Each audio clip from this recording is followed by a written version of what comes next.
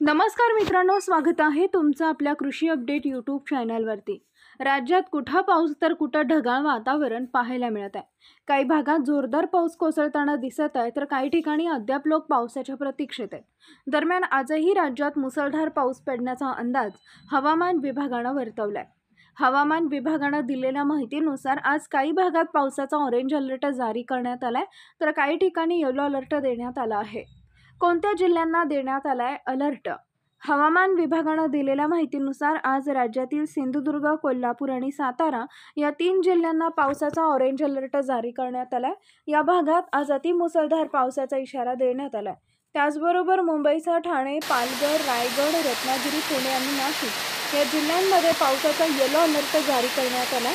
तसेच विदर्भातील चंद्रपूर, गडचिरोली, भंडारा, गोंदिया, यवतमाळ आणि वर्धा या जिल्ह्यांमध्ये पावसाचा येलो अलर्ट जारी करण्यात आला। 6 ते 10 जुलैपर्यंत राज्याच्या विविध भागात जोरदार पाऊस कोसळणार आहे। या काळात पावसाची तीव्रता अधिक असल्याने नागरिकांनी योग्य ती काळजी घ्यावी असं आवाहन देखील हवामान खात्याकडून करण्यात आलं आहे। यापुढील हवामान अंदाज पाहण्यासाठी आपल्या कृषी अपडेट यूट्यूब चॅनलला सबस्क्राईब करा। धन्यवाद।